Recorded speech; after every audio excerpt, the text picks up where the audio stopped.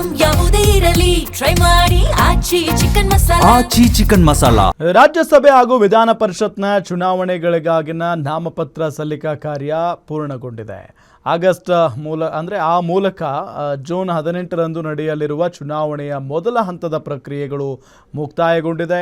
ನಾಮಪತ್ರ ಸಲ್ಲಿಕೆಯ ಕೊನೆಯ ದಿನವಾದ ಇವತ್ತು ಜೆಡಿಎಸ್ನ ಗೋವಿಂದರಾಜು, ಬಿಜೆಪಿಯ ರಘು ಕೌಟಿಲ್ಯ ಹಾಗೂ ಲಿಂಗರಾಜ್ ಪಾಟೀಲ್ ನಾಮಪತ್ರ ಸಲ್ಲಿಕೆ ಮಾಡಿದರು. ಬಿಜೆಪಿ ಹಾಗೂ ಜೆಡಿಎಸ್ ಅಭ್ಯರ್ಥಿಗಳ ನಾಮಪತ್ರ ಸಲ್ಲಿಕೆ ವೇಳೆ ಮಾಜಿ ಸಿಎಂ ಯಡಿಯೂರಪ್ಪ ಹಾಗೂ ಬಿಜೆಪಿ ನಾಯಕರು ಸಾಥ್ ನೀಡಿದರು.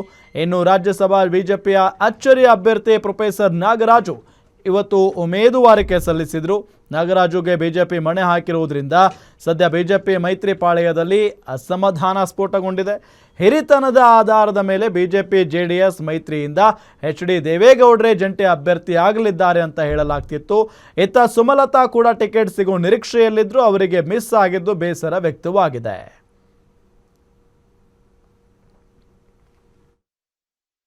ಸಭೆಗೆ ಆಯ್ಕೆ ಮಾಡಿರ್ತಕ್ಕಂಥದ್ದು ಅದು ಬಿ ಜೆ ಪಿಯವರ ಪಕ್ಷದ ನಿರ್ಧಾರ.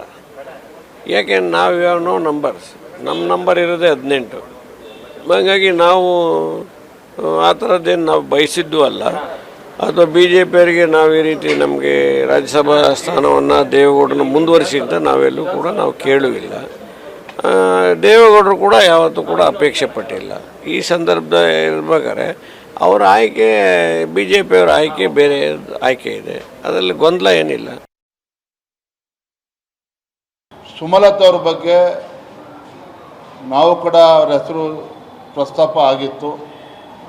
ಪಕ್ಷದ ವರಿಷ್ಠರು ಇವತ್ತಿನ ರಾಜಕೀಯ ಪರಿಸ್ಥಿತಿನ ಅರ್ಥ ಮಾಡಿಕೊಂಡು ಯಾರಿಗೆ ಅವಕಾಶ ಮಾಡಿಕೊಡಬೇಕು ಅದನ್ನು ಪಕ್ಷದ ವರಿಷ್ಠರು ತೀರ್ಮಾನ ಮಾಡಿದ್ದಾರೆ. ಒಟ್ಟಾರೆಯಾಗಿ ಹೇಳೋದಾದರೆ ಪ್ರಾಮಾಣಿಕವಾಗಿ ದುಡಿದಿರ್ತಕ್ಕಂಥ ಸಾಮಾನ್ಯ ಕಾರ್ಯಕರ್ತರಿಗೆ ಭಾರತೀಯ ಜನತಾ ಪಾರ್ಟಿ ಅವಕಾಶ ಮಾಡಿಕೊಟ್ಟಿದೆ.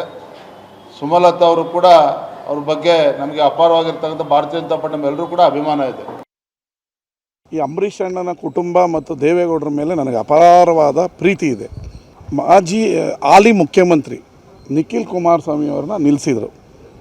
ಅವ್ರ ಮೇಲೆ ಒಂದು ಇಂಡಿಪೆಂಡೆಂಟಾಗಿ ಅಂಬರೀಷ್ ಅಣ್ಣವರ ಧರ್ಮಪತ್ನಿ ಸುಮಲತಾ ಅವರು 1,27,000 ಮತಗಳಿಂದ ವಿಜಯ ಪತಾಕೆಯನ್ನು ಆರಿಸಿದರು. ಇಂಡಿಪೆಂಡೆಂಟಾಗಿ ಒಬ್ಬ ಹಾಲಿ ಮುಖ್ಯಮಂತ್ರಿ ಮಗನ ಮೇಲೆ ಗೆಲ್ಲೋದು ಅನ್ನೋದು ಅದು ಮಂಡ್ಯದಲ್ಲಿ ಅಷ್ಟು ಈಸಿ ಕೆಲಸ ಅಲ್ಲ. ಎರಡನೇ ಎಲೆಕ್ಷನ್ ಬಂದಂಥ ಸಂದರ್ಭದಲ್ಲಿ ಅವ್ರ ಪಕ್ಷದಲ್ಲಿ ಏನು ಹೇಳಿದ್ರು, ಪಾಪ ಇವರು ತ್ಯಾಗಮಯಿಯಾಗಿ ಕುಮಾರಸ್ವಾಮಿ ಅವ್ರಿಗೆ ಸೀಟ್ ಬಿಟ್ಕೊಟ್ರು. ಆವಾಗ ನಿಂತಿದ್ರೆ ಸುಮಲತಾ ಅವರು ಕಾಂಗ್ರೆಸ್ಸಿಂದ ನಿಲ್ತಿದ್ರು, ತಿರ್ಗಾ ಇಂಡಿಪೆಂಡೆಂಟಿಂದ ನಿಲ್ತಾಯಿದ್ರು, ಇಲ್ಲ ಬಿ ಜೆ ಪಿಯವರೇ ಅವ್ರಿಗೆ ಟಿಕೆಟ್ ಕೊಡ್ತಿದ್ರು, ಅದು ಬೇರೆ ಪ್ರಶ್ನೆ. ಪಾಪ ಕುಮಾರಸ್ವಾಮಿ ಅವ್ರು ಬರ್ತಾರೆ ಅಂತೇಳಿ ಅವರು ಬಿ ಜೆ ಪಿಗೆ ಸೇರಿದ್ರಿಂದ ತ್ಯಾಗ ಮಾಡಿದಂತೂ ಸತ್ಯ. ತ್ಯಾಗ ಮಾಡಿದ್ಮೇಲೆ ಮೋದಿ ಅಮಿತ್ ಶಾ ಅವರೇ ಮಾತಾಡಿದ್ಮೇಲೆ ಅಂಬರೀಷ್ ಅಣ್ಣನ ಕುಟುಂಬಕ್ಕೆ ರಾಜ್ಯಸಭೆ ಟಿಕೆಟ್ ಕೊಡದೆ ಈ ಕಡೆ ದೇವೇಗೌಡರು ಕೊಡದೆ ಒಕ್ಕಲಿಗರಿಗೆ ಅನ್ಯಾಯ ಮಾಡಿರೋದಂತೂ ಸತ್ಯ ಬಿ ಜೆ ಪಿ.